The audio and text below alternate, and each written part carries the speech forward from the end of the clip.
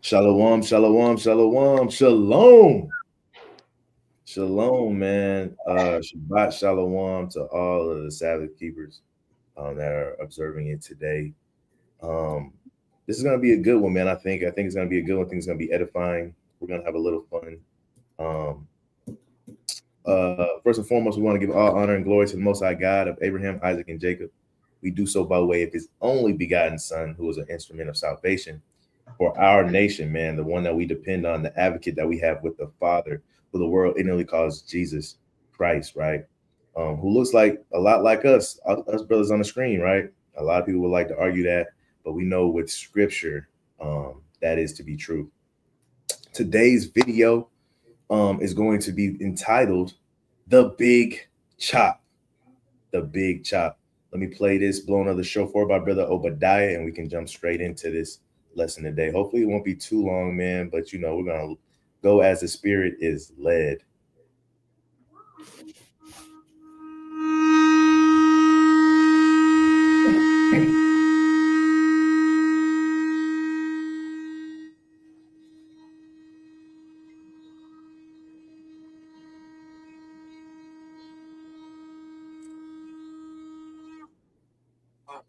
Come on, man. Right, the mighty Brother Obadiah. Right, he has the lung capacity. That's a long time to blow a horn now, especially to blow it strong and straight like that, man. That's a long time to blow it, man. There's a mighty brother right there, man.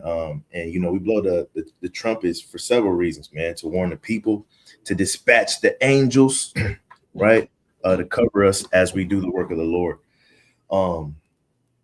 But without further ado, man, the big chop, the big chop. Do I want to read this precept first? Let's read this precept first, man. Let me share my screen.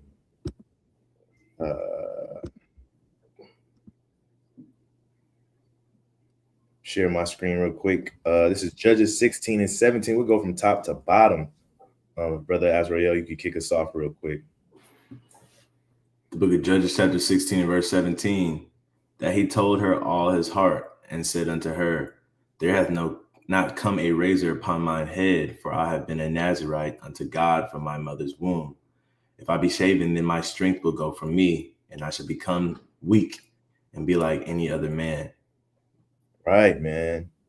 He'll be like any other man. He will lose what? His strength. My message to everybody watching this today, right? You don't even have to be a man, right? It's to not let anyone cut your locks, right? Within Samson's locks withheld his what? His power, his strength. His power, his strength, right? A couple things I want to point out is when I tell you guys to not let anybody cut your locks, I'm saying not to let anybody take your power. What is your power?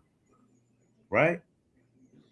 What is your power? Your power is this word, the word of God, right? Your power is your voice. Don't let anybody take your voice away, especially when you come into this truth to do the work of the Lord, to spread the gospel. Why? Why is this the word of God and your voice, your power? Because you gonna play that song? No, I ain't playing no song. What song are you talking about? Born with the truth, kept the vow since youth. They cut my locks, but they can't cut truth. That's a mighty song, man. That's a mighty song to go with this, man. You know what I'm saying? Who that is? Who that is? That's where you got it from. Nah. You know what I'm saying? Maybe subconsciously, because I do be listening to them when I be running. But but the same thing, man. They cut. Don't let them cut your locks spiritually, right? Because within your locks withhold your power. Your locks might not be physical hair. Your locks is within your voice. Because everything we should be speaking should be thus saith the Lord. The Bible says what? It says if they speak anything not according to the law and to the testimonies, because there's no what? Does it say life in them or no truth in them? Ain't true. I can say life. I want to say. Let me see. I get it. Come on, man. Look that up. Either way, whether it's life or truth, man. Right? Don't let life. Nobody. It says life. Let me check. It might be light. Light. Oh, it's no light in them. I believe so, right? But that's because it withholds your power. It's light. Shout out to the brother Isaiah in the chat, man. You know, that's our encyclopedia right there, man. Brother Isaiah, man. Shout out to him in the chat. There's no light in them, man. Okay. Why? Because it withholds your power, man. The words that you speak. We've been talking about this for a minute, man. There's power in the tongue, right? There's power in the tongue. Don't let anybody cut your locks. Don't let anybody take your voice, right? Your voice is your EDC. Brothers know what EDC is, right? Everyday carry. Is it EBT? No, EDC. Your voice is your EDC, your everyday carry, right? Hey, it's what BBA keeps in his jacket. I don't even know what BBA is. I understand now. Yeah, you wasn't in the lobby when me and Obadiah was, we was talking about BBA, man. God. But your voice, man, withholds your power. It's your EDC, right? You should carry it with you wherever you go, right? You should carry it with you wherever you go. Your EDC. Why is it your EDC? Because the word of God is what? It's sharper than any what? Two-edged sword. Back in the day, they used to carry them swords with them wherever they go in the sheath, right? Now today, people be carrying that fire in the holster. You know what I'm saying? Whether you appendix carry, you bowl with it straight up on the hip for everybody to see, right? But your voice, we don't trust in physical swords, physical guns. We trust in the word of God. That is our power, right? That is our stability. It said that this doctrine and his wisdom will be the stability of our times, right? That's where our power lies, right? When stuff hits the fan, you want to have your power. You want to have your EDC. That's why I say it's the stability of our times. Because when stuff hits the fan, that's the only thing that's going to be able to keep us stable, right? The only thing that's going to keep us stable. So my message to you for this video is don't let anyone cut your locks, i.e. don't let anybody take your voice, right? And a lot of times we do it to ourselves. A lot of times we take our own voice away, right? Because we cower down. A lot of times we do it to ourselves. A lot of times, you ever heard that phrase or that saying, which is we're our own worst enemy. A lot of times, Samson pretty much did it to himself, right? Yeah. And we'll get into that too. But my message to you guys when you're watching this video is don't let anybody cut your locks, right? And I entitled it The Big Chop because a lot of people know what the big chop stands for, right? A lot of people know what the big chop stands for. It's when you got all these locks and, for some reason, brothers and sisters, they cut them off, right? We know, and now you got to look through this in a spiritual lens, right? I know it's not wicked for you to cut your locks off or anything like that, but we're going to look through it through a spiritual lens, man. So I got several videos for us to watch, several clips, man. Go ahead. You said what? That song real quick, Salakia. Go ahead while I prepare this video to be sure. It is the Sabbath. It's a feast day. Let's turn up in righteousness, guys. Play the song, brother. This is the brother Samson the Israelite. Put the brother on. Hold on to your headphones. I don't know him, so you put me on the song. I don't know him. I think you sent one song in the chat about him. So I sent his album, King. Oh. I listen to it. I get to it. I get to it for real. Don't worry about it. Saint you love. I've been listening to him while I work out, man. Yeah. They called him Samson. The strongest man. Fair use. Your muscle. They're what you survive. Memphis to OKC. I knew you were from Memphis. I hear it.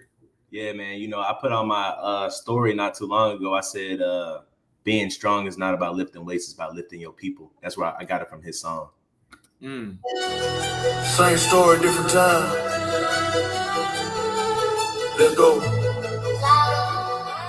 Born with the gift, had the vows in you. They cut my locks, but they can't cut through. Through the pain and the chains, I still move. Fair use. Stand for the most high proof. Born with the gift, had the vows in you. They cut my locks, but they can't cut through. Through the pain and the chains, I still move.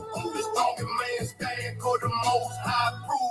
Judges 16, yeah, they tried my mic. Gave my trust to That's enough of that, brother. That's enough of that. It's a good song though, man. Feeling it. Gave my trust to a Delilah one night. Yeah, Right, man. It's a good song, man. It could be the anthem to this Music. video, man. Music. yeah, Right. because the Judges 16. That's why I thought of it.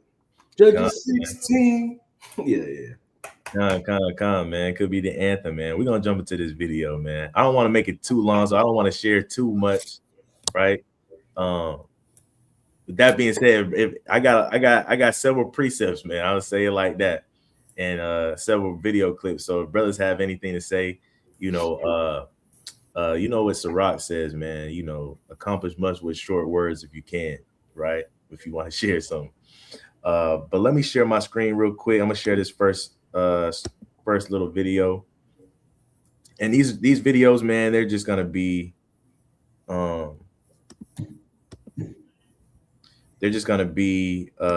examples of what the big chop means in the world, right? And I'll point out little things here and there when I share them, but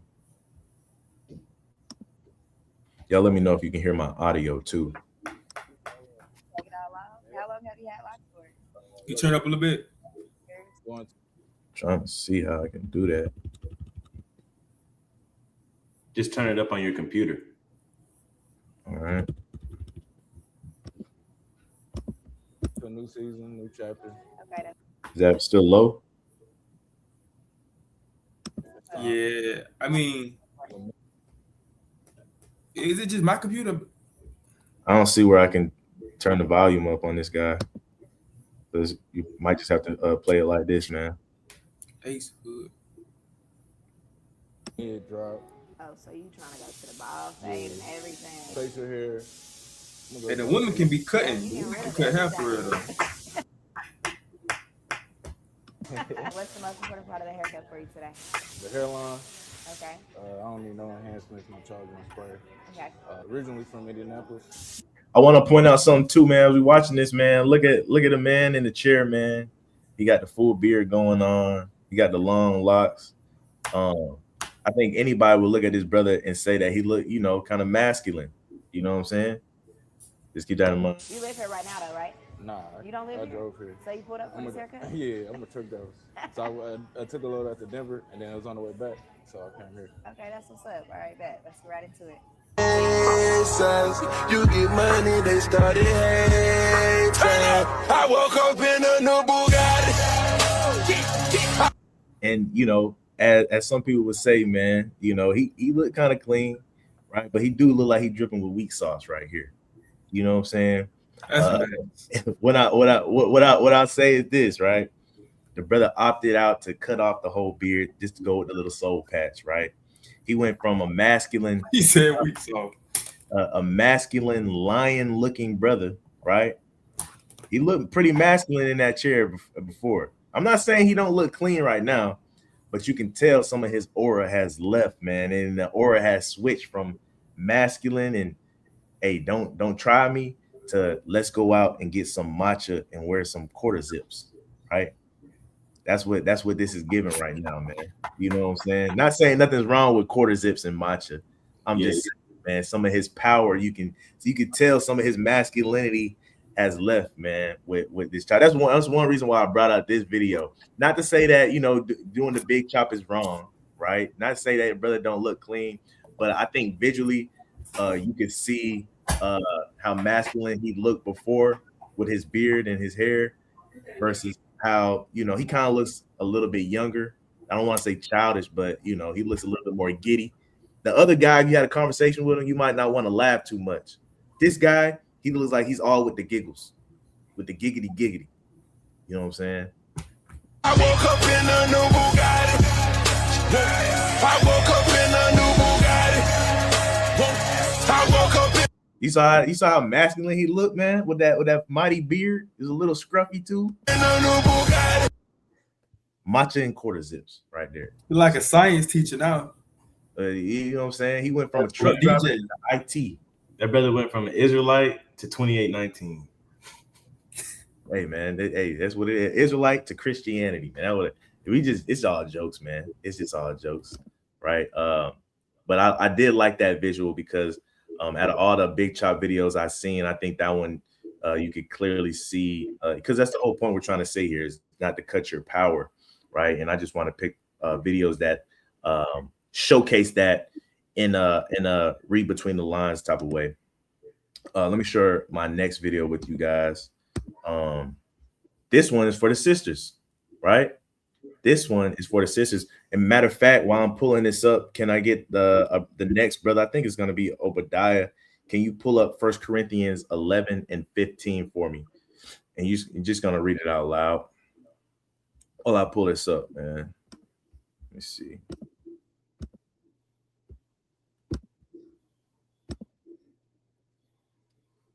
Let me know when you got it.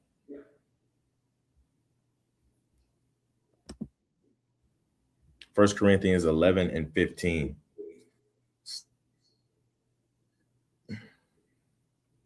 Matter of fact, I'll just have you read it after we play it. Today, Hannah. Yep. Why you cutting them? Honestly, a lot of different reasons, like doing things out of my comfort zone, starting over. Also, how like hair holds a lot of trauma. So keep in mind, man. You know, there's several reasons why people would want to make the big chop.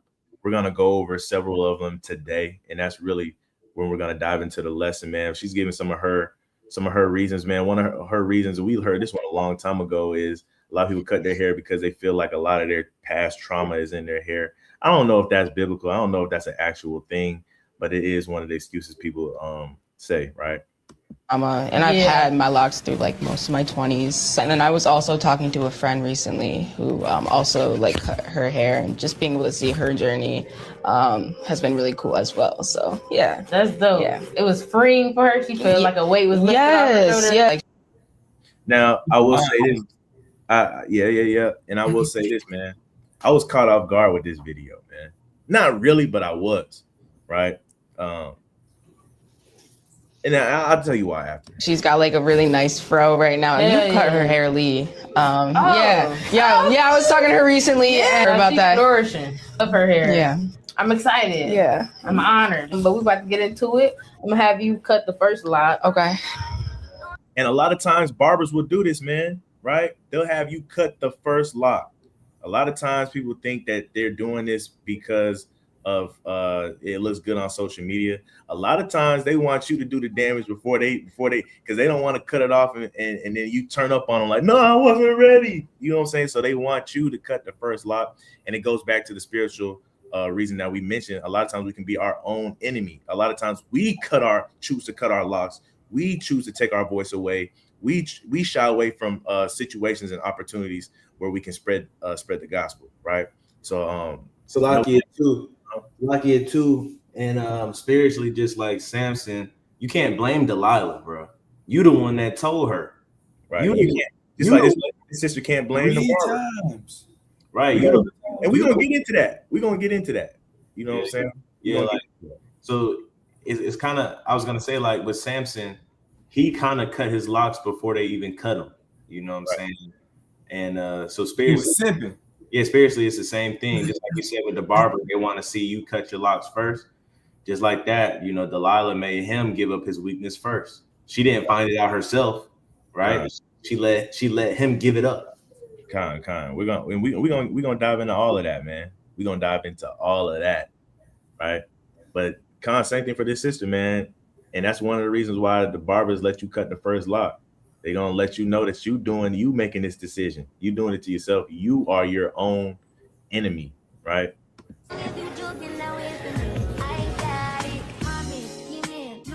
Boom. And so that's why I was a little caught off guard, because you know, in the beginning when she was talking, her voice sounded a little feminine. Yeah, her hair was a little dang. I gotta choose my words wisely because I don't want to offend nobody. Her hair was a little bit masculine and natural. It was a little masculine. I thought she was finna get like a fro. Here's my thing though. He had the C cups. You talking about when the video first started? Yeah, she had the C cups. I don't think she did. Yeah, she had a little line up, a little C cup, man. You know. I thought she was finna have like a mini afro, man. She got the Denal slash in the eye. Going with a big chop. So you know, right here, she so when she was talking and I was looking at her, I was caught in between, like, is she one of them colorful people or is she not? Is she just natural and authentic, you know, with her locks, right? Her voice was feminine to me a little bit, and then when it finally came together, and you know she had the big chop, it showed her true colors of what she was trying to portray, right? And that is a man, somebody that she is not. I also want to point out the fact that as women, your hair is supposed to stand for something, right? You got that precept for me, brother Obadiah? Yeah, so like, did the haircut make her darker? Did she look darker after the haircut? Well, it's probably the lighting. Oh, okay. It's probably the lighting. But can you bring that precept out for me real quick? You said 1 Corinthians 11 and what? 1 Corinthians 11 and 15. All right, this 1 Corinthians chapter 11 and verse 15. But if a woman have long hair, it is a glory to her, for her hair is given her for a covering. Her hair is given. It's a what to her? A covering. No, before that, it's a what to her? It's given to her. Glory to her. It's given to her for glory, right? Now we understand, you know, there's certain women that do big chops for different reasons, right? You might, even in the truth, you might be on a Nazarite vow. A lot of women go on Nazarite vows. A lot of them go on it with their husbands and stuff like that. I'm not speaking on that. I'm speaking on the women that just want to cut their hair off for vanity, for vain reasons, right? The Bible says that your hair is given to you for glory, right? And it was given to you, why? For a what? A covering, right? That covering, that glory is a representative of what? Your power, right? When you cut these things off, it relinquishes your power. All, you know, and I bring that up because in the video, your brother saw something different. But when I saw a girl that was on the line of being looked at as feminine, with her voice and her hair being long, to, hey, when she got that cut off, feminism in her left, right?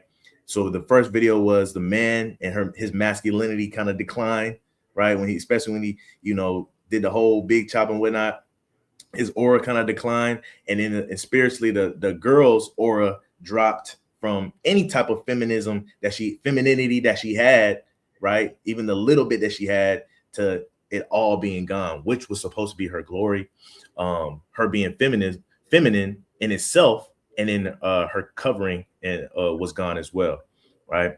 Let me pull up my next video real quick. And so with the big chop, not only is there videos, there's hundreds of videos out there you can watch on the big chop of people cutting their hair off and stuff like that, but there's also hundreds of videos of men out there doing the big chop to their beard, right? And I got a couple videos, man, of that. And one thing I can say about it, man, kids do not lie, right? Kids do not lie. Kids, they look up to their dads, right? Their dads have these mighty beards. It represents something to them kids subconsciously. Just like a lion with his mane demands attention. The same thing with a man's beard, right? And it brings some type of comfort to not only the children, but to the whole family. I think there's studies on that too, man. Just a man with a beard and how that subconsciously adds to his character of being a protector and you know, X, Y, and Z. I read something about that a long time ago, but I'm gonna play this video, man. You gotta see how this little girl reacts to her father, right? Hey, you gotta be mindful of the two brothers that's on the screen, bro. You gotta be mindful of them brothers. Hey, them brothers got some chin hair. Don't y'all catch up. Hey, I already knew it was coming. I knew somebody was gonna say. I knew somebody was gonna say. Hey, look, and don't cut y'all chin hair, man. You know what I'm saying? You gotta grow what you So got. I can grow right now, man. So I can You grow gotta right grow now. what you- Hey, You brother. hear that, brother? So if your household don't feel safe with you, Nah, man, read between the lines, man. Read between the lines. But I do believe there was some type of study done on that that I read back in the past. But I will say, man, the brothers is young, man. You got to remember, Azrael, when we was their age, man, we was struggling too now, and so them brothers might have a mightier beard than you coming up. It might look like Captain Aliyah in a second. I was just telling Obadiah in the lobby a few days ago. I was telling him how he's still kind of on track, man. So, and I told him, I was like, when my beard came in, it really was out of nowhere, and I was just looking at myself the other day, like, dang, I got a whole beard on my face. I didn't think it was wrong. Yeah, man. So patience, man. Patience. But we're gonna play this video real quick. You having a good day? You having a good day? Yeah. For real? It says that I want to read the caption. It says she was having a good day till she saw her dad's shaved his beard. Look how she's looking now. Right? She ain't even seen him yet. She ain't even seen it. She just looking like, what are you asking me this question for? You don't ever ask me how my day was, right? Watch this though. Say hi. Hey, baby. Hi, Dad. What you doing? Nothing. Bro, you see how corny that man looked, boy. All his aura, all his power was on. That's why somebody said young Steve in the comments. He look like Steve Harvey. Bro, look at this, bro. Watch his reaction. Thanks. Dad!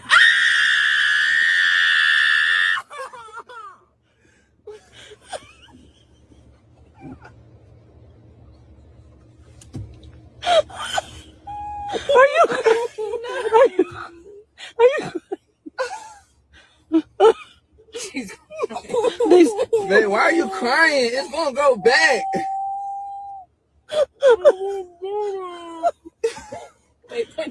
All power gone, and she know it. All power gone, and she know it. Hey, Salakia too. Subconsciously, they said I could have minored in psychology because I took a lot of psychology classes. But subconsciously too, the environment you create for your kids at a certain age, they get comfortable with it, and any change could give them a culture shock, right? It could shock their system to where they don't feel safe anymore. They don't feel comfortable because something has altered the routine of comfortability and familiarity, right? So I say that as a sidebar to, stop for a lot of parents that want to always change their hairstyles, always want to change the way they dress and all this other. So you got to kind of, once you come into adulthood and your kids get of age, you want to kind of stick with something so that they feel comfortable and stable.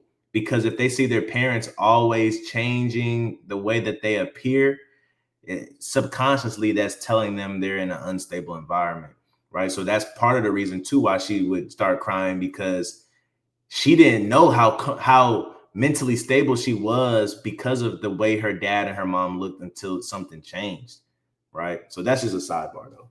All right, man. That beard, man, one thing about beards is, especially nice, full, thick beards, it adds on a layer of masculinity. And even for brothers that can't grow beards, oftentimes they want to grow beards, right? It's something that men strive to have, right? Even when brothers got struggle beards, they wanted to get fuller, things like this, right? These are just things that comes with being a man. And it's because, man, you don't see a bunch of women out here that can grow nice, full, thick beards, right? It adds to one's masculinity. And those around us can tell, right? A lot of times, you might see a sorry excuse for a man, and he doesn't seem as sorry because he has a nice, thick beard on his face, right? Subconsciously. Imagine how sorry that man would be if he was clean shaven, so it does add a little level of masculinity, which adds power in a sense, right? But again, keep in mind, man, we're not just talking about hair here. We're talking about your voice, man, right? Whenever you see these reactions, this is what happens to those around you when you cut your voice, when you shy away from opportunities to speak, stuff like that. When you got kids, and for instance, there's a situation where they were looking for you to protect them and you didn't, or stick up for them and you didn't, right? Or if you have a wife, man, and the same thing, right? Oftentimes that reaction that girl had is what they have internally, right? And so you got to understand that your voice has power, and you can't be absent of that voice. You can't cut your voice off. We're going to get into some reasons why one would cut their voice off after this video, right? But I'm going to play this one too, just to let you guys know it's no age limit to this thing. Even babies understand. Even babies understand. Act when their dad shaved their beard for the first time. Eleni, come here, mama, come here.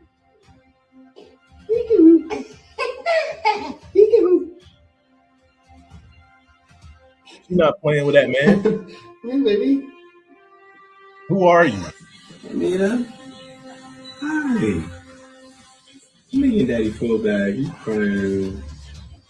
No. No, nigga. He's disappointed. Hey, come on.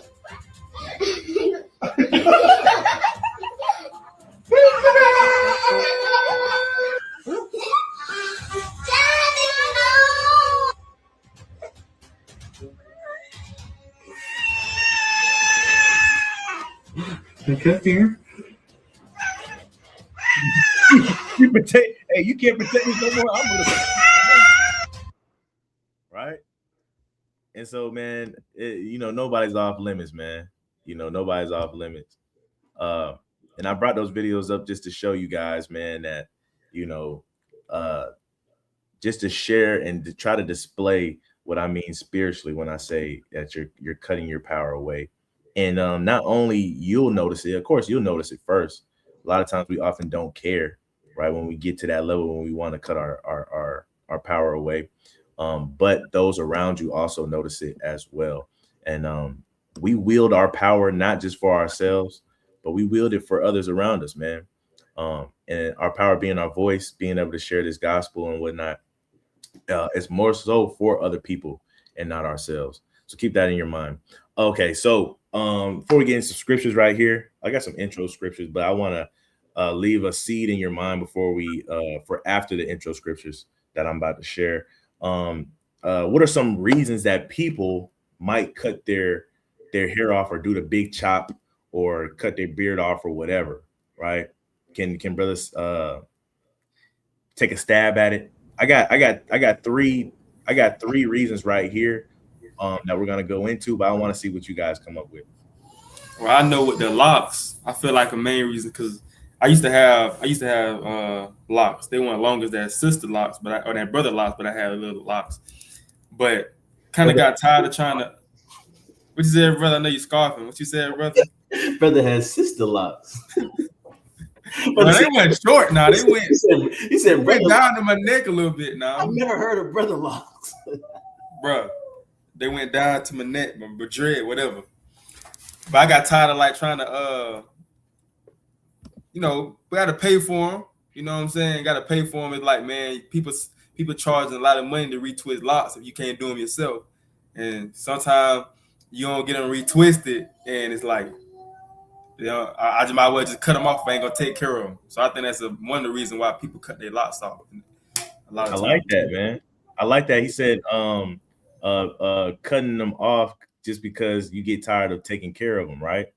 Yeah. Keep that in mind. Cutting them off is you get tired of taking care of them. One reason why I know my wife, man, she constantly be threatening about cutting all her hair off is because it's a lot to take care of. It's a lot to manage, man. You know what I'm saying? They say to whom much is given, much is required. So it is a big requirement to maintain that thing, right? I actually got that written down. That's one, and I'll share with you one of my reasons. That's actually the top reason is they get tired of dealing with it, right? I.e., they grow weary, right? They grow weary. What's another reason? Anybody can think of anything else? Yeah, I was gonna say another reason is Genesis. right? You know, a lot of people when they go into Genesis and the Hebrew of what's written in the beginning of Genesis, they say it's really in a beginning, meaning there's multiple beginnings, right?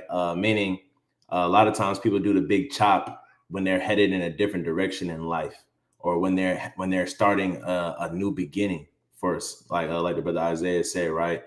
When you have a new beginning of something and you want to make a statement that you're a different person, right? A lot of times you want to portray that in the physical. And a lot of times that helps people stay focused on, I'm not the old me.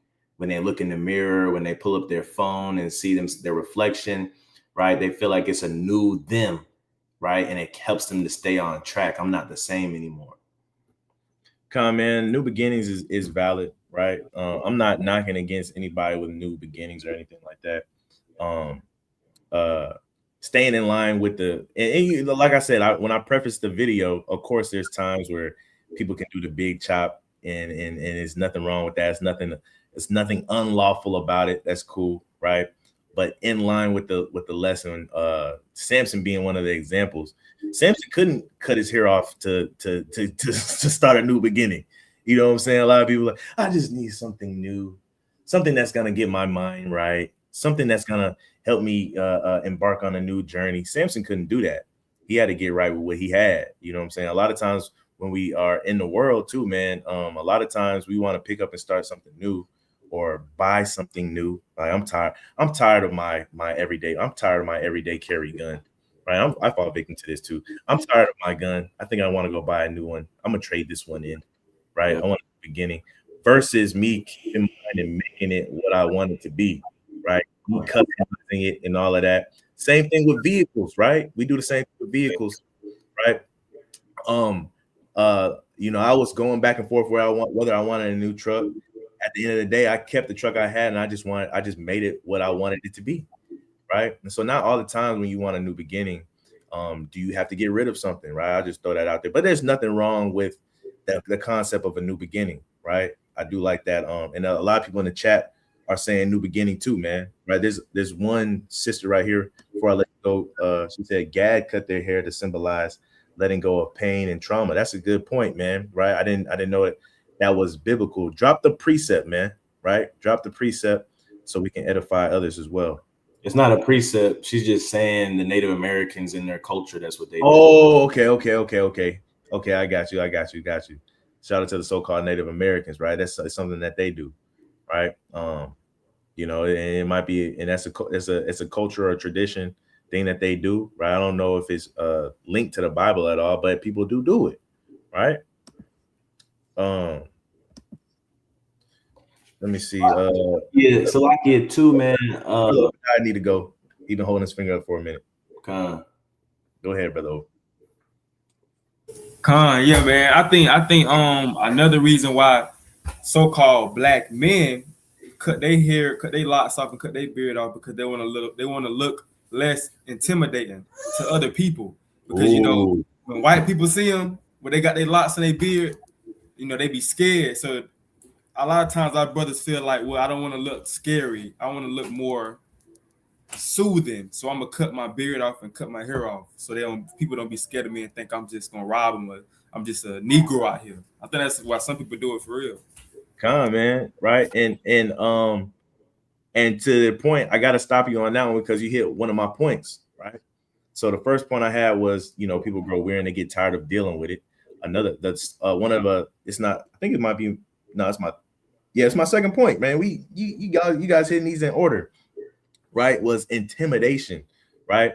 And this intimidation could be the intimidation of the world because, you know, they want us to be emasculated. They want us to be what they call clean cut and clean shaven. So we might be intimidated when we go out to do an interview or something like that to clean up, to cut all of our stuff off, right? Fun fact, we got a brother in the truth and an elder that's not in the truth, and he was telling the brother that he probably would never get a promotion over these so-called white men because he has long locks and they don't look at him as the part, right? So that's that constant intimidation to try to change or cut off something that withholds some type of power to you to fit in, right? And you can do that intimidation. That intimidation can come from the world and you're in jobs and stuff like that, but it can also come to try to impress girls and stuff too, right? You know, young Jake out here, you know, the girl that he wants so bad might be like, hey man, you know, what you gonna do with your hair? I don't like boys with locks. I like wavers. And next thing you know, brother cutting his hair off like Samson, trying to get some waves, right? You know what I'm saying? I was watching a TV show called Force, and in Force, he met a girl, and this girl was like, hey, because he had the natural wigs going on. She said, if you're gonna be with me, you're gonna have to do something to your hair, right? You're gonna have to get it retwisted or something. You know what the brother did? He went and got that bit retwisted. You know what I'm saying? So a lot of times we get intimidated, not just for jobs and for the world, but also for girls too, right? So intimidation. So my first point was weariness. Second point, intimidation, right? I got one more, I think. But go ahead, brother Azrael. Yeah, man. Another thing that people do it for is for conformity and for status elevation, which kind of goes into with the brother Obadiah and what you just said. But a lot of times, if a society is known for being clean shaven and you don't want to stand out, a lot of times people will conform to the society so that they're not an outcast or an outlier.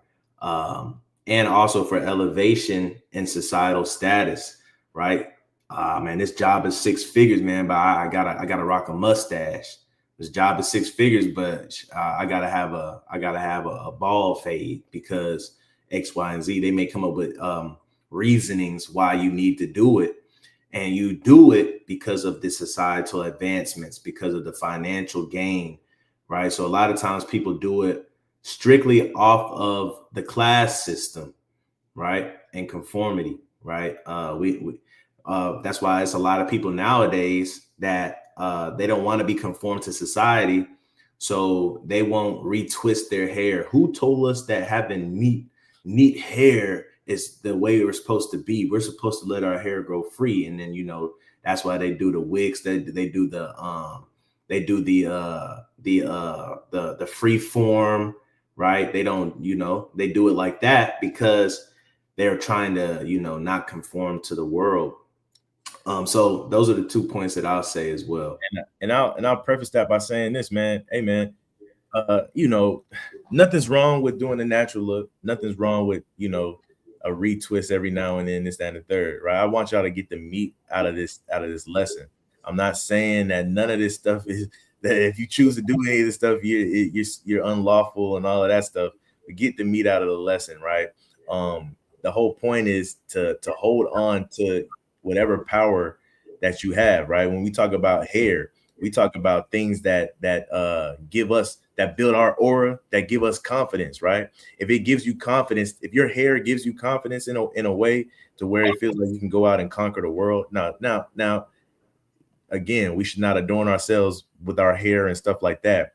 But if it does give you a little bit of confidence of we're all human, right? So it does, the way we present ourselves. If if you look good, you feel good. If you feel good, you perform good.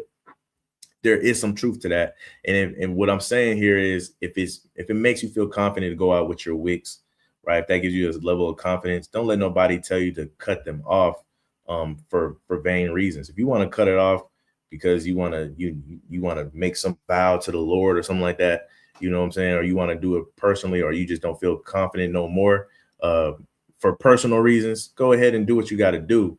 But the whole point of this is to not relinquish your power. The brother Azrael just brought in, I can lead this into my last point.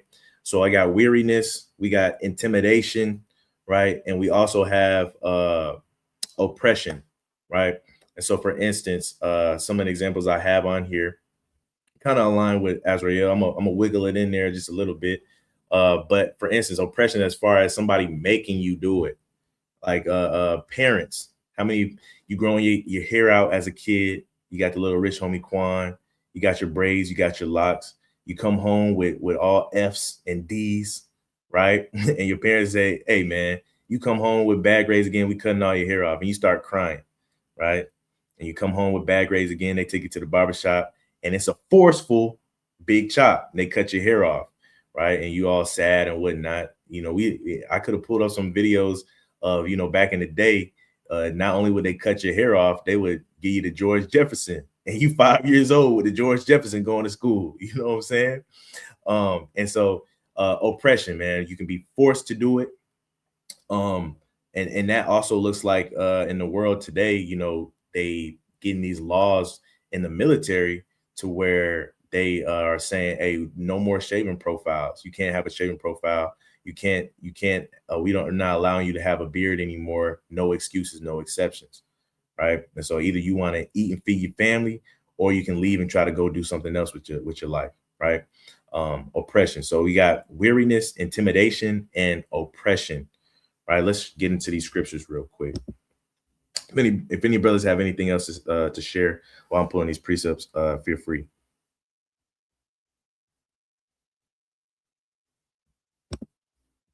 Con, that's crazy that you talking about this lesson right now, man. I was debating. I was like, man, cause you know I'm on the ball, so I was like, should I put something over my head, man? You know I look crazy. I ain't had a haircut in about 4 or 5 months. I put something over my head, but then I was like, you know what? Nah, I'm gonna embrace my hair. I'm gonna embrace this. This is Willie hair the Most High God gave me. So it's crazy that you're making this video right now, bro.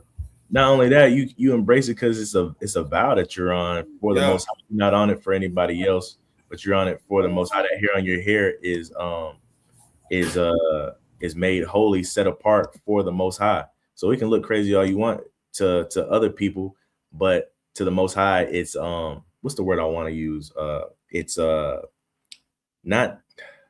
dedicated to the Most High. Right, that hair is dedicated to him, so he's seeing that hair on your head, whether you think you look crazy or not, as precious and set apart and holy. Right.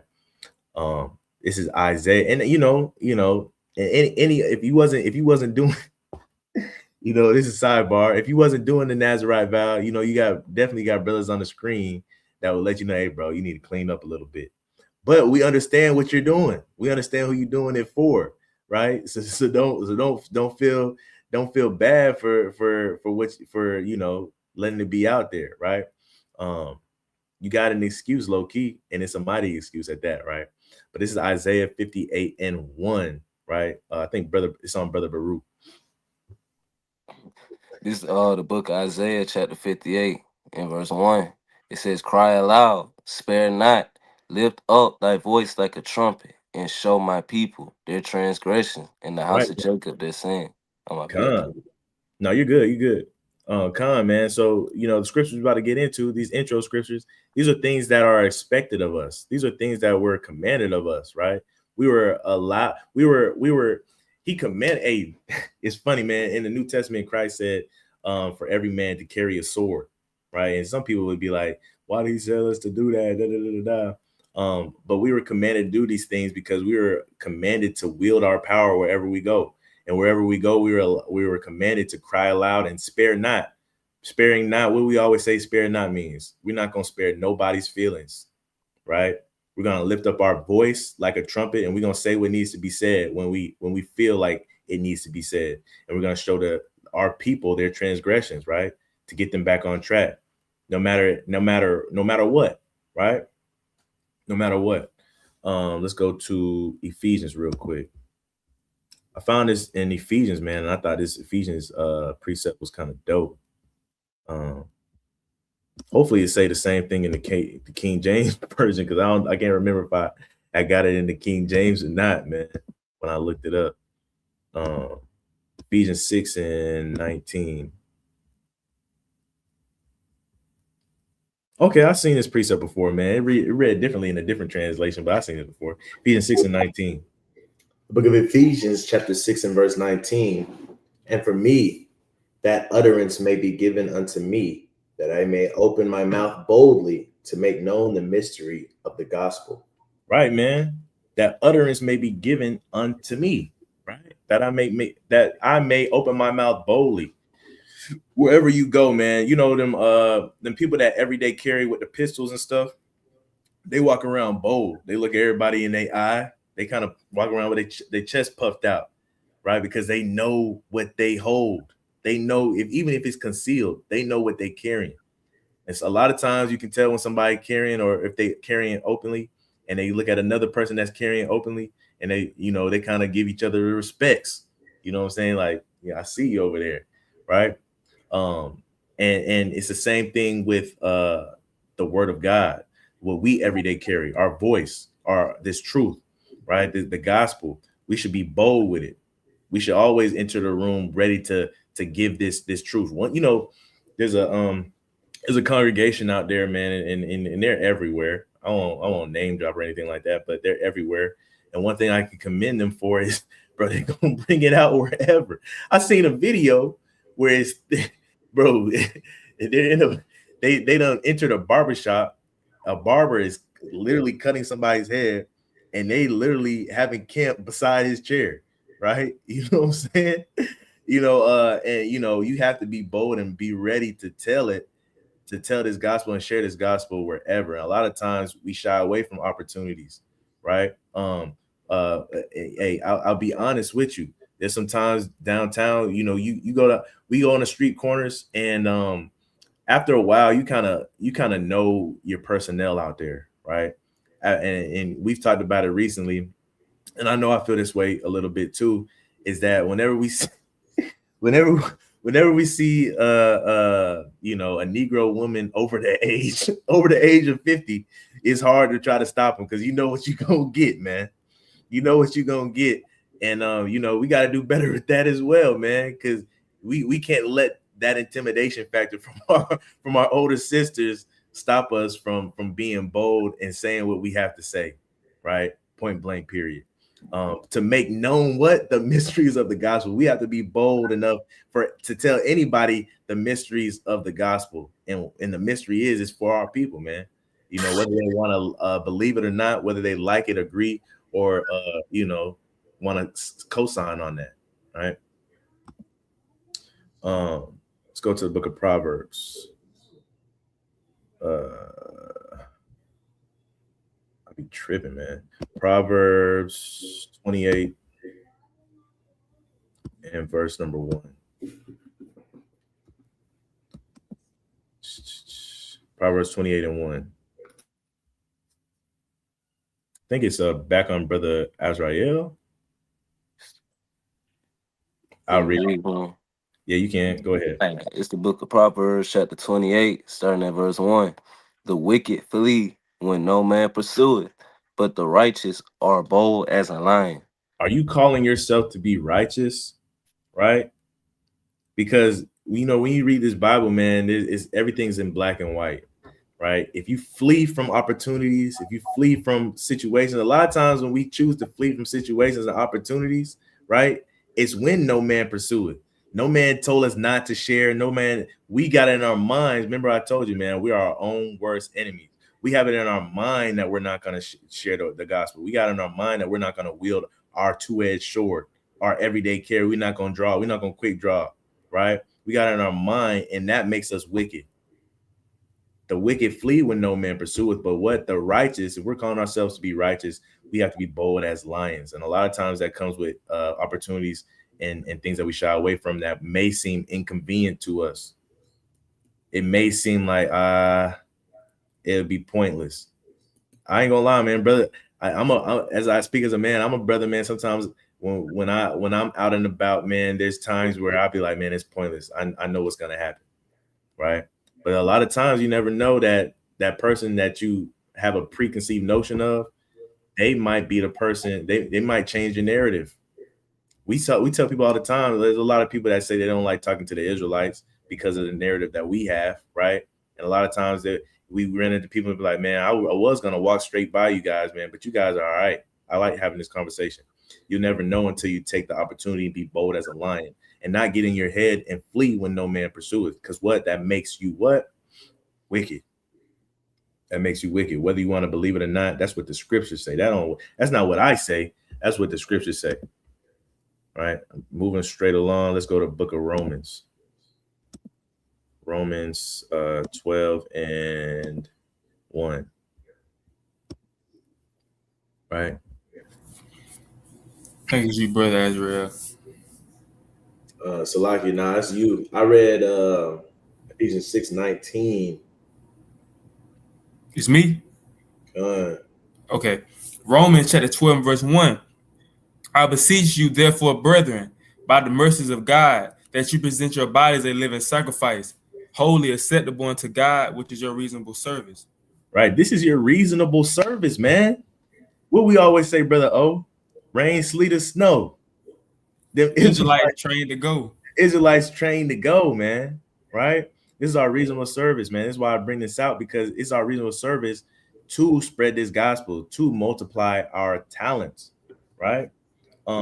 That's why we say we never miss a Sabbath, because we always want to be a vessel for the Lord, for him to use. Right. Think about because what's the point if you're a vessel, right, and the Lord can't use you? He's gonna discard you, man. He's gonna throw you away. Think about, we talking about EDCs, we talk about everyday carries and pistols and stuff like that. With pistols, when pistols get a bad reputation, like for instance, like the Taurus, right? For a long time, the Taurus had a bad reputation of jamming, and when you shoot, right? Now people will argue today that Taurus is a decent gun. They might have fixed all of their past reputation, that all their past negative reputations that were placed on them, but people still look at Tauruses now today like, oh, it's an unreliable gun. I can't trust it. I'm gonna pull it out, and right when I need to use it, it's gonna jam on me. Is that you? Is that you in the truth, right? Is that you as a vessel of the Most High? When he pulls you out and gets ready to use you, do you jam on him? Do you jam? Because what happens with that is, I got a Taurus and it kept jamming on me. I'm bringing it to you guys, man, to trade it or sell it or whatever, because I need something else. I need somebody else, because this thing is not, I can't trust this person. That's what the Most High is looking at when he looks at us. When we talk about vehicles, right? Vehicles get the same, go through the same thing. When vehicles have recalls, right? When vehicles have recalls after recall after recall, they get labeled as untrustworthy or unreliable vehicles. And then people end up trading their vehicles. They end up selling the vehicles. They end up staying away from that specific vehicle or that specific vehicle brand, right? How many of us have become that vehicle that's untrustworthy, unreliable, and the Most High can't use us? He's given us an engine and all of that, but we use it. We don't use it properly. We jam on him like the gun, right? A lot of that too, man, comes from not taking care of your things too. Sometimes it's not the gun. Sometimes it's the person maintaining it. Sometimes it's not the car. It's the person that's maintaining the car, right? Let's jump into some of these reasons. So I had 3 reasons, right? Weariness, intimidation, and oppression, right?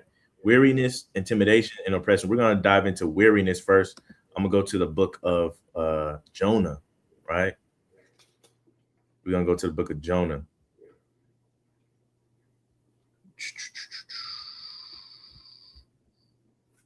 There we go. I'm tripping. We're going to read Jonah 1, starting at verse 1. We're going to read through verse 3. Go ahead. Whoever's next. Baruch. Okay, verse 1. Now the word of the Lord came unto Jonah, the son of Amittai, saying, Arise, go to Nineveh, the great city, and cry against it, for the wickedness is come up before me. Right. Verse 3. But Jonah rose up to flee unto Tarshish from the presence of the Lord, and went down to Joppa, and he found a ship going to Tarshish. So he paid the fare thereof and went down into it to go with them unto Tarshish from the presence of the Lord. Come on, man. Right, man. Sorry, I didn't mean to cut you off there.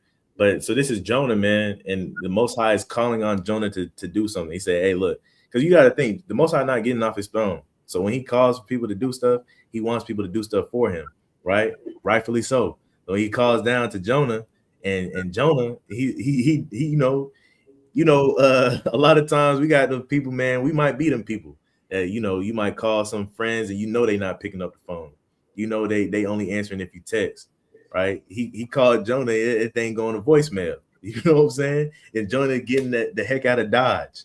Why did Jonah get the heck out of Dodge? So let's go to chapter 4. We're gonna read verse 2, right? Verse 2. Verse 1. But it displeased Jonah exceedingly, and he was very angry. And he prayed unto the Lord and said, I pray thee, O Lord, was not this my saying when I was yet kept in my country? Therefore I fled before unto Let me read it again. Therefore I fled before unto Tarshish, for I knew that thou art a gracious God and merciful, slow to anger, and of great kindness, and repentest thee of the evil. Right, man. So this displeased Jonah. What is he saying here? He's saying, man, I'm tired. I'm getting tired of going to these people that you send me to, right? That keep doing bad, and then they repent, and you keep blessing them, right? I'm tired of I'm tired of the same thing happening every single time. And we were just talking about this. It goes into weariness. Jonah was weary of doing what he was supposed to do, right? He got besides himself. You know what I'm saying? You're supposed to just do it, man. You know, you're not supposed to get weary. You're supposed to endure it to the end. That's why Christ said what? He said, how many times should you forgive your brother? Right? He said 70 times 7, right? And why did he say that? Is because you're gonna get weary of forgiving your neighbor. You're gonna get weary of forgiving people, man. But you got to keep doing it, right? You can't get weary of doing it because it's gonna come a time where it's that one time. You can't get weird. For instance, if somebody carry a pistol every day, back in the day they carry swords every day. You can't get weary of waking up and strapping your holster on or strapping your sheath on and carrying your pistol or your sword, because it's gonna be that one day you decide not to carry it when you need it the most. You know what I'm saying? We can't grow weary in these things, right? Let's go to Ezekiel real quick. Ezekiel 3 and 18.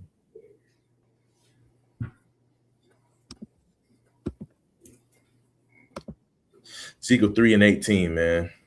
The book of Ezekiel, chapter 3 and verse 18. When I say unto the wicked, thou shalt surely die, and thou givest him not warning, nor speakest to warn the wicked from his wicked way, to save his life. The same wicked man shall die in his iniquity, but his blood will I require at thine hand. I bring this out because a lot of times, man, this was mentioned for brothers like Jonah, man. When I tell you, he says, when I say unto the wicked, thou shalt surely die, and thou giveth him not warning. This is talking to Jonah. This is literally talking to Jonah, and he says, and you don't warn the wicked, it's gonna be on your head. A lot of times we get weary in doing what we're supposed to be doing. We get wearied in warning the wicked, and a lot of times we cause more harm than hurt, and that harm is gonna be to us. Don't be like Jonah, man. Don't be like Jonah. And Jonah tried to run as fast as he wanted, man. He tried to hide all of that, right? And that's a lot of times that's us. That's me on the corner sometimes when 50-year-old Eve walked by me. You know what I'm saying? And I turn my head. You know what I'm saying? That's me sometimes. So we gotta do better at that, right? We're going to the classic now. Go to Galatians. If you know, you know. Galatians 6 and verse 9. Right? Is it my turn? I believe so.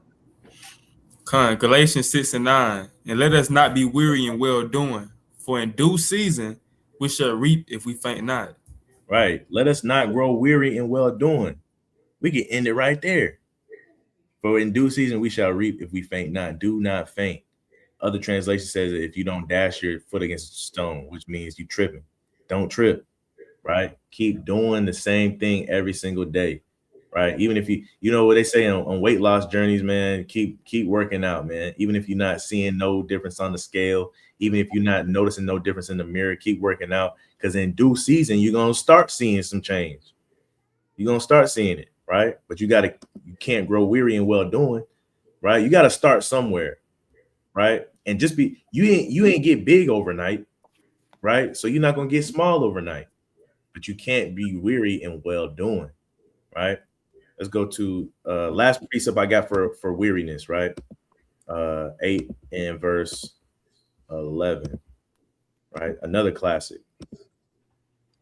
Come on, man, to that point, man, I've been running and I've been seeing all these people vanity, but I'll be like, dang, when am I gonna get my runner's body?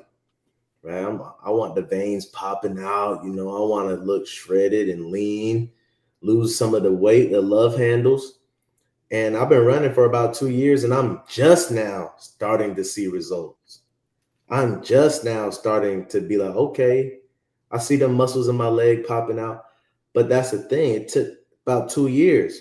So now if I keep running 3, 4, 5 years and I don't grow weary and I obtain what I was looking for, if somebody asks me, how did you get that? I'm going to say running. But I'm going to tell them, I'm going to be like, it's not going to come out overnight. It's going to take you 2 or 3 years. Is that person still going to want to do it because it's going to take 2 or 3 years, or they're going to look the other way? Right. You know, and I saw a video just yesterday. You know, they say you truly are not going to see your body transformation to the 11th month mark of you doing something consistently every day. 11 months. That's pretty much a whole year, bro, for you to see just a little bit of change. You know what I'm saying? And that's why it's important to do these things and not. So what happens is you want to do these things consistency for the rest of your life, and you don't want to ever take a break, because it's just like credit, right? It only takes one little situation to destroy your credit, but it takes about 5-7 years to repair it, right? So you don't ever want to miss a beat. You want to stay consistent as long as you can for the rest of your life. You want to carry this. You want to carry your power, your voice with you for the rest of your life, because if you don't use it, you're gonna lose it, right? I guarantee you, man. There's some precepts. When I first came in, I knew off the top of my head. I was good with the memory, right? And then, you know, over time, you know, kind of grew weary in pulling them precepts out. And now I gotta, you know, go to Google, man. You know, and you know, as a lot of brothers, but if you don't use it, you're gonna lose it, man. It's the same way in this truth, it's the same way in the spirit, right? This is Ecclesiastes 8 and 11. And I brought this out to say this because the sins against evil work is not executed speedily. I don't know if we read this one or not. I'll read it. Therefore, the heart and the sons of men is fully set in them to do evil.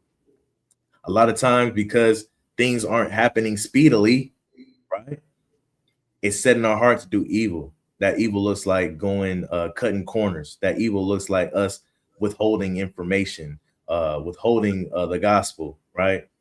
Because we see evil and it's not being judged. It's like, hey, man, that's what Jonah was doing.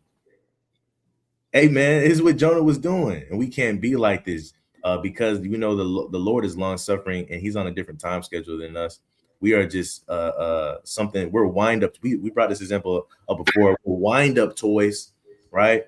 And once he lets us go, we're not supposed to stop, bro.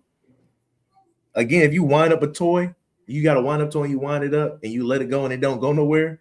It's time to throw it in the trash, right? You want to be one that works. You want to be one that works no matter what. That wind up toy is going to run into the wall if you place it there, right? And that's how you should be. That's how it should be. Speaking of running into the wall, we're going to dive into intimidation now. That was weariness. Now we're going to dive into intimidation, right? So some of the reasons why your locks might get cut off is because weariness. You get tired of maintaining it. You get tired of growing. You grow weary and well doing. Another reason is intimidation. Let's go to Acts 4 and verse 29. All right. Whoever's next. It's the book of Acts chapter 4 and this is the book of Acts chapter 4 and verse 29. And now, Lord, behold their threatenings and great grant unto thy servants, that with all boldness they may speak thy words. Right. It says, Lord, behold their threatenings. You know, a lot of times we don't even get threatened, but some brothers do get threatened, man. Some brothers get guns pulled out of them and all of that, man. But he says, grant unto thy servants that with all boldness. Give us that boldness. He already gave it to us. That's why he commanded us. He said, cry aloud, spare not. That's why I said to be bold as a lion. It was already permitted to us for us to be bold, that we may speak thy word. Why? Because thy word is our what? Our power. It's our EDC. It's our everyday carry. It's our two-edged sword. We have to stand bold even in the midst of threatenings, right? So we talked about cutting the hair off. Even when that girl says she's not going to talk to you, she's going to talk to your homeboy because your homeboy got waves and you don't, right? Even with the threatenings, bro, keep your locks, man. The right girl going to come, bro. She going to love your locks. She going to want to retwist your locks for you. You know what I'm saying? Don't mind them threatenings. Be bold. Don't mind them threatenings. Be bold. Let's go to 2 Timothy. All right. 2 Timothy 1 and verse number 7. Right? What does it say? Book of 2 Timothy, chapter 1 and verse 7. For God hath not given us the spirit of fear, but of power and of love and of sound mind. Right. It says God has not given us the spirit of fear, but of what? Power. Power. Don't cut your power off, man. A lot of times we do it to ourselves. Don't let nobody cut your power off. A lot of times we give people power over us to take away our power, right? But God has given you that power. So anything that God has given you, what should you do with it? You should be a good steward of it. You shouldn't lose it. You should make it better, strengthen it, right? I got that. I've been carrying around this same pistol, the same sword forever. I'm getting tired of it. I really want that one though. How about you just make yours as good as the one that you want? You can do that.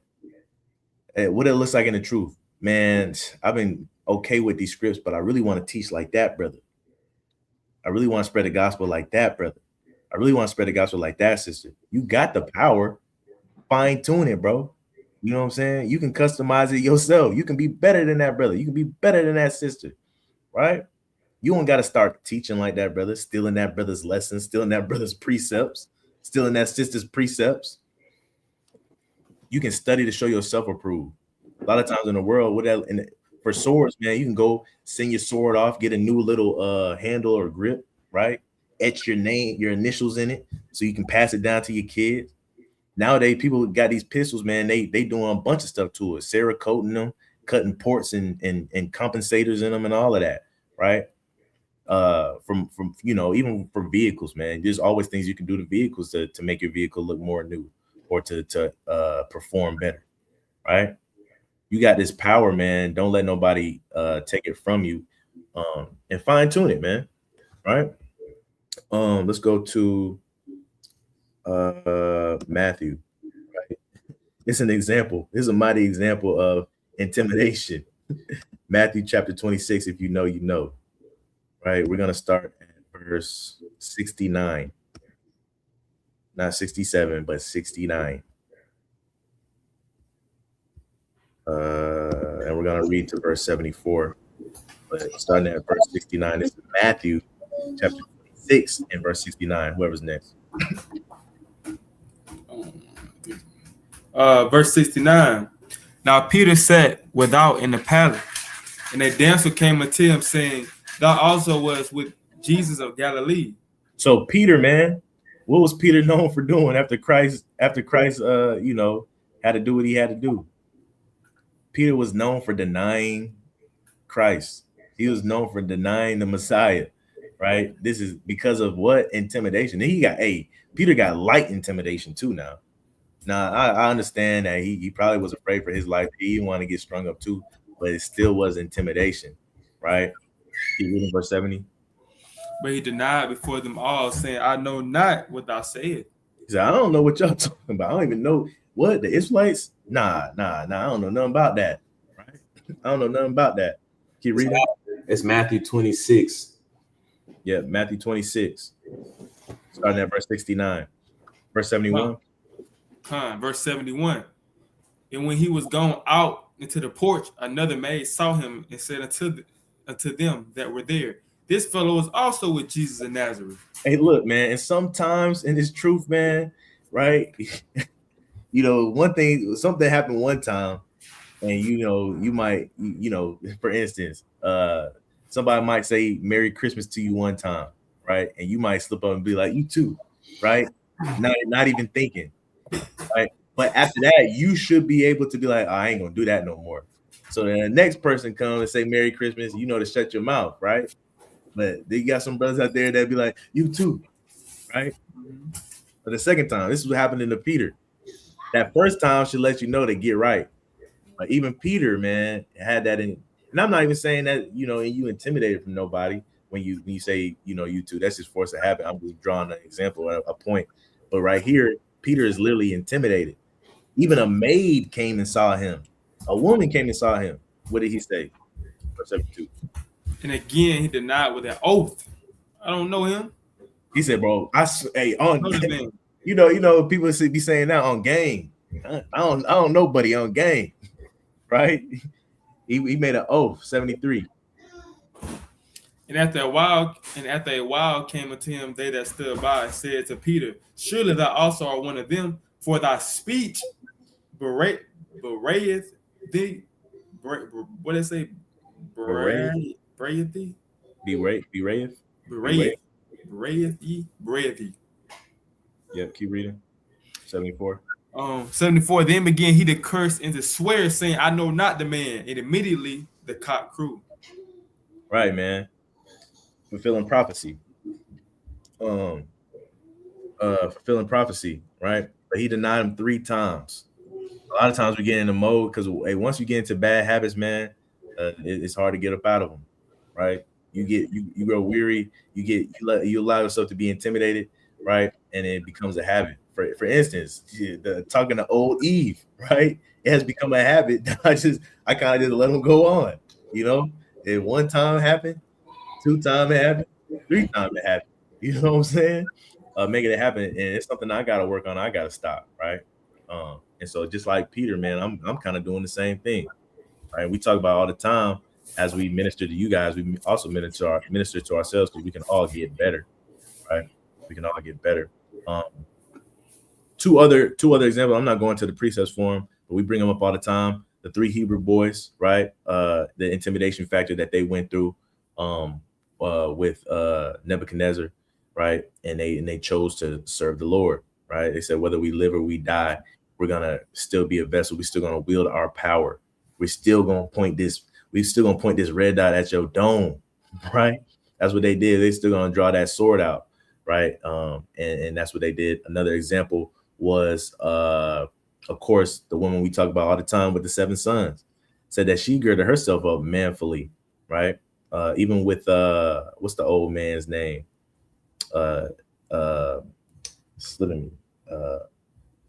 Eleazar, man. He saw it through. Even when they try to just beguile him, say, hey, man, you can eat some clean meat, but just pretend it's swine. He pulled out that sword on him. That's what you got to do in the face of intimidation. I got one more precept for intimidation, and we'll go to the last point.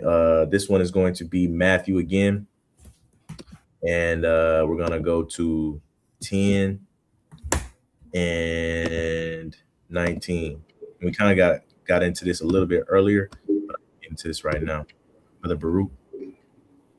It's the book of Matthew, chapter 10, and verse 19. But when they deliver you up, take no thought. Let me read that again, King. But when they deliver you up, take no thought how or what ye shall speak, for it shall be given you in the same hour what ye shall speak. Right, man. And a lot of times you might be scared, man. Peter probably didn't know what to say. He opened his mouth and said some madness, right? But if your heart is in the right place, and you got good intentions, just open your mouth to speak, man. A lot of times when we out there teaching, we don't even know the precepts that we gonna pull. A lot of times we don't even know what we're gonna say to somebody, but we open our, because we present our body as a living sacrifice in order to be used by God. So when he pulls us out of that holster and pulls the trigger, right? All we gotta do is open our mouth and them bullets gonna come flying out. You know what I'm saying? But you don't want to be somebody like, for instance, Peter, where he pulling it out and it jammed 3 times on him. Right now, he got to get rid of you. So keep that in mind too. Next point: oppression. We talked about weariness. We talked about intimidation. we're going to talk about a little bit about oppression, how you can be oppressed into giving your power away. Right. Let's go. I'm gonna go to the Apocrypha first, man. It's an example that everybody kind of, if you're in the truth, you know about this example, man. And I think it was one of the best examples I could have pulled. Second Maccabees chapter 6, starting at verse number 6. Right? Who's next? Me. John. Second Maccabees chapter 6 and verse 6. Neither was it lawful for a man to keep Sabbath days or ancient fasts, or to profess himself at all to be a Jew. Right. So it was against the law to profess yourself to be a Jew. So you're gonna stop saying that you're a Jew, right? Oppression may come in the form of force. Remember, I said a parent might force you to do the big chop as a kid. Your country might force you to lay down your sword. You ever seen a movie or episode where you done draw your sword or draw your gun out, and then somebody done ambush you from behind and they got a gun pointed at your head and they say, drop your weapon. And the person just kind of drop your weapon and you kind of back up like this. You got it, bro. You can't be like that spiritually. You know what I'm saying? You got to be ready to bust at all times, man. Whether somebody got a gun to your head or not. Whether it's lawful to do it or not, you got to be able to be bold enough to still proclaim these things. And these times is coming, right? And this is why we're doing this lesson, because these times is coming is to remind you when you get in those situations, right, that the power that you have, sometimes you can cut your own locks. Sometimes you can give that power away. If you don't know what type of power you have until you use it, you don't know that if you act on that power, the Most High God, he could save you. Like 3 Hebrew boys said, whether we live or we die. You could die, but he could turn up in a mighty way. He could send, like in the Maccabees, he could send them riders, man. From the sky, he can send them riders, man, to destroy your enemies before you. And then nobody ever seen it coming. That stuff can still happen, man. Right? Let's go to Proverbs real quick. Proverbs 31. 31 and 3. You guys probably know where I'm going with. We're talking about oppression, right? Proverbs 31 and 3. Proverbs 31 and 3. Give not thy strength unto women, nor thy ways to that which destroyeth kings. Right. Don't give your power to a woman like Samson did, right? Don't give your power to women. And a lot of times they can be we're going to get that next. Don't you worry. We're going to get that next. Sometimes they can be oppressive. Women can be oppressive, man. A woman can want to take away your voice. If you ever saw what's that movie called? Why Did I Get Married? You saw Why Did I Get Married? You know, Marcus and what was his wife's name? It wasn't Sheila. You talking about Angela? Wait, no, was it Angela? I think it was Angela. Yeah, it was Angela. Marcus and Angela. Man, Angela had that man walking around just being quiet with his head down. Took away his power. Why? Because she took away his voice. And it got so normal to him when brothers asked, hey, bro, you don't see your wife cutting up and acting like you're not going to say. They say, you're not going to say nothing? What did Marcus say? What? He looked up from eating. He said, what? Oh, it's just another Wednesday. It becomes normal to you when your power gets stripped of you. It becomes normal to you. Now you're just a weak person in general. And I'm saying that as an example to men, but same thing for women, man. Right? Don't ever let a man corner you to where you can't speak up for what is right according to the Bible. You see something that's not going right, decent in order or lawful, you're able to speak up. The brother Paul goes into how a woman can win over a man with her conversation.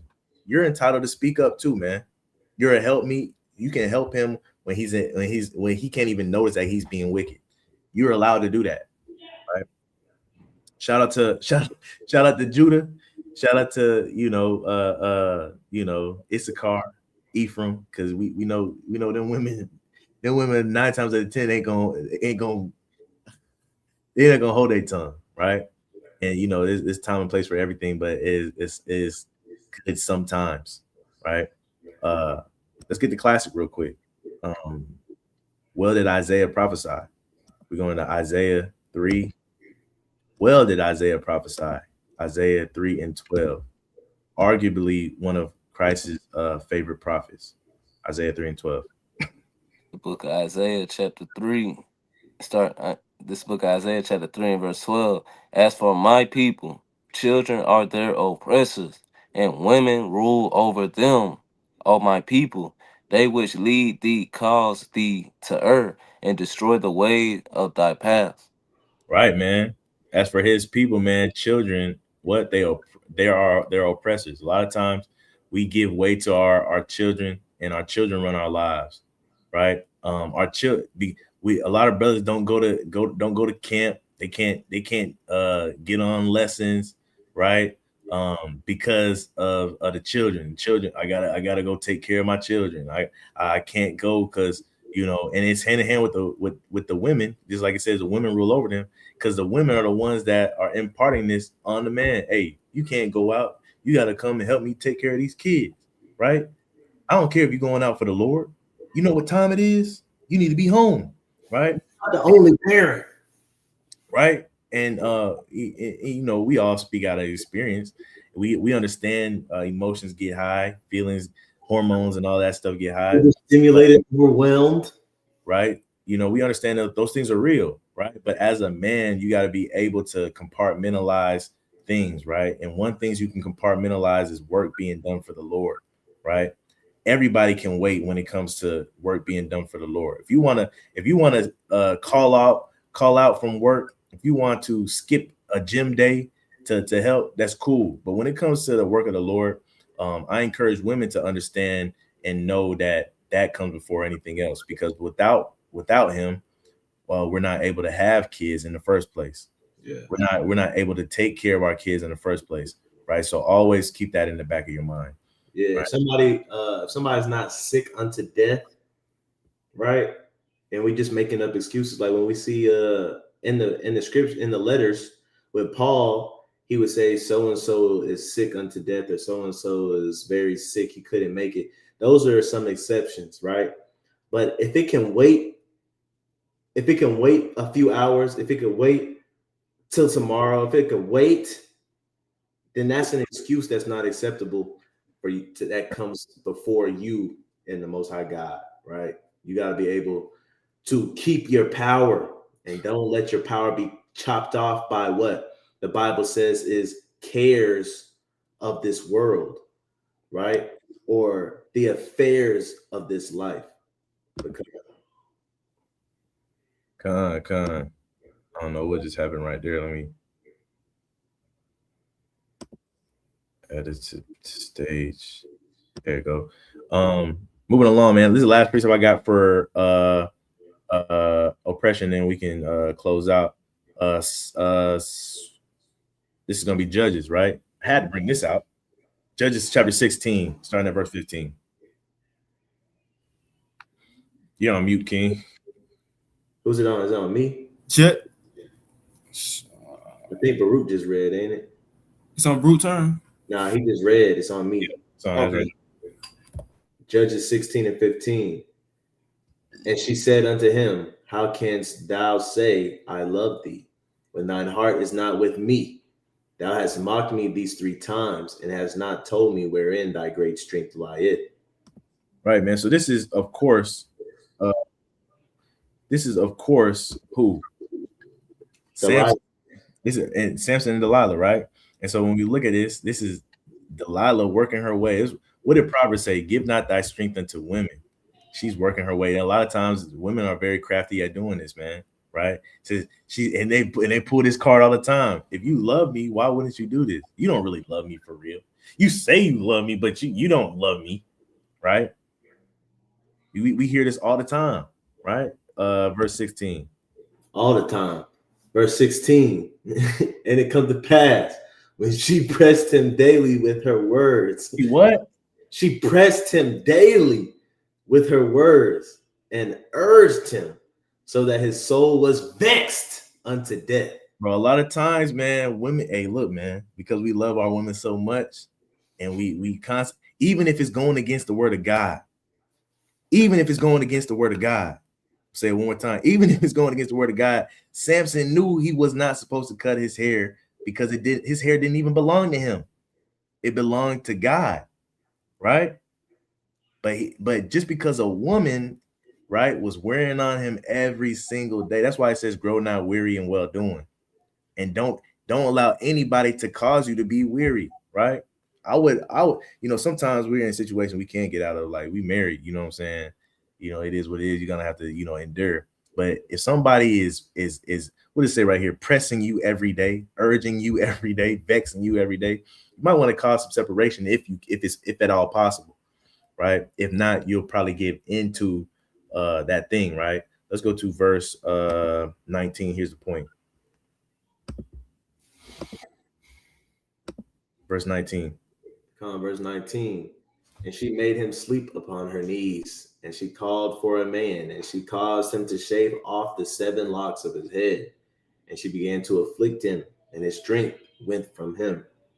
Right. His strength went from him. So, she made him fall. She made him sleep upon her knees. Hey, a lot of times, I'll say this, right? A lot of times women know after they done vex you so much, man, and that's not really working, or they can see it wearing down.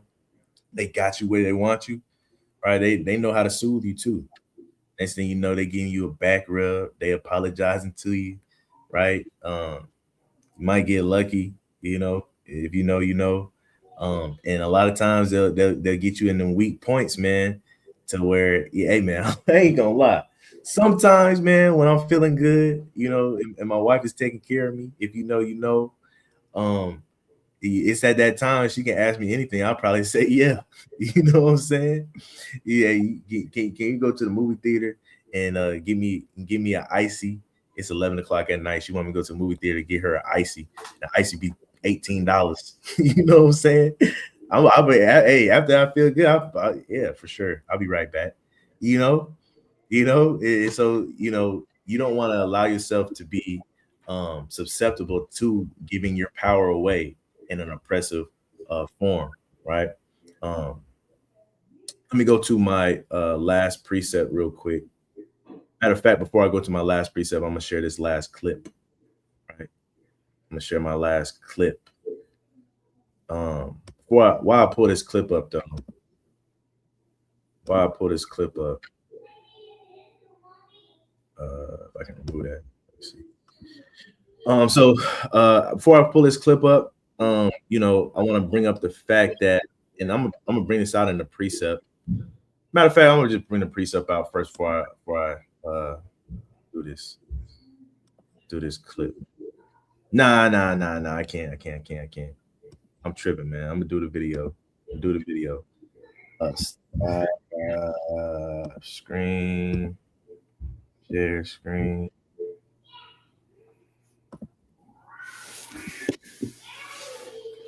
Y'all know this scene, right?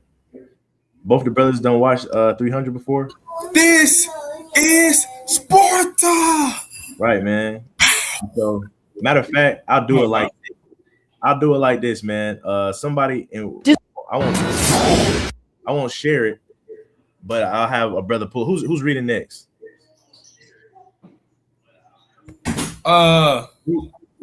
Obadiah. Me. Obadiah. Can you pull out Jeremiah 1:8 and hold it? Jeremiah 1:8 and hold it. Yes, sir. And I'll play this, man, and I'll stop it as need be. Right? Yes, sir. Madman. You're a madman. Air and water. But you'll find plenty of both down there. No man, Persian or Greek, no man threatens a messenger. He said what? He said, no man, Persian or Greek, no man threatens a what?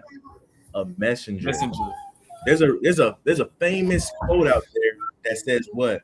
Hey man, don't shoot the messenger.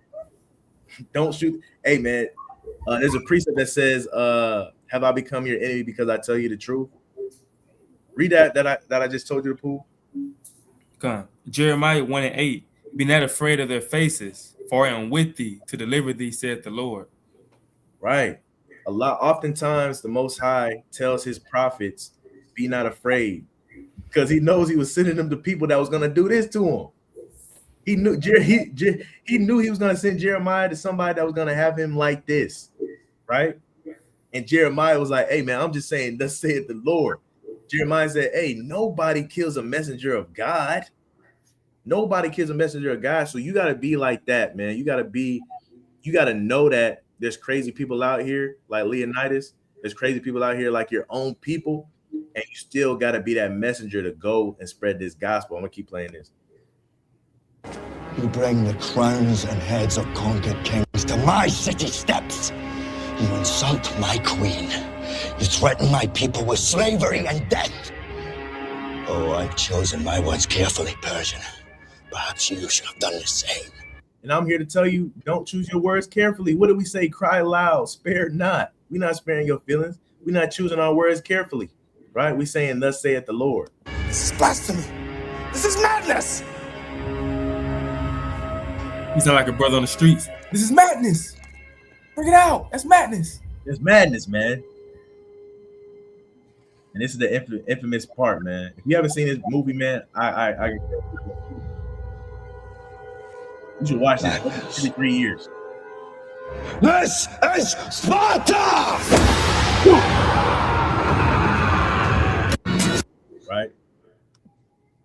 Right. So, I mean, that concludes it, man. But that's how you got to be. You got to be trained to go, no matter what. You got to even knowing that might happen to you, right?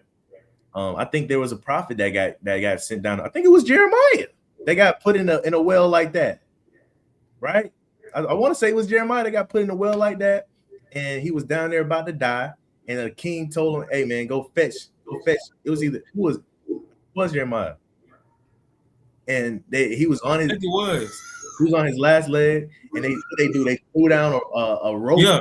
They threw down a rope, and they fetched him out of the well. Right, so you gotta understand that this messenger that just got kicked down that well, bro, could be you. But the great thing about it is, with the power of the Most High, He'll send somebody to come get you after a while. But you can't grow weary in well doing. The message today was the big chop. Go ahead. Going back to your point, even when Joseph was thrown in prison, the Most High God sent somebody to get him out. So going back to your point, the Most High allowed somebody he allowed somebody to come get you out, man. You know, right, man, right. You got to keep these things in mind, man. Keep the hope. The message today was the big chop, man. And one of the things that we dove into to not let anybody take your power away. Right, the word of God is your power, the two-edged sword. Don't let anybody take it from you. Don't let anybody take your voice. That be yourself through weariness, whether that be through intimidation or force somebody trying to force you to take your voice, right? Always keep it and don't allow yourself to go through the big chop. That if you can read between the lines, right? I ain't got nothing else to say. Any brothers got anything else? Good lesson.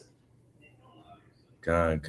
Hope that was edifying, man. First and foremost, we want to give all honor and glory to the Most High God of Abraham, Isaac, and Jacob. We do so by way of His only begotten Son, who is an instrument of salvation for the nation. Who also said, if you're not helping to gather, you're helping to scatter. So gather yourselves together, O ye nation, not desire. That's the only way we're going to get up out of here if we gather ourselves together and we continue to be used by the Lord. Continue to keep quick drawing, keep our everyday carry on us. And spread this gospel, man. Don't let anybody take that from you. Don't let anybody take your voice. See you guys next time. Shabbat Shalom. Shalom.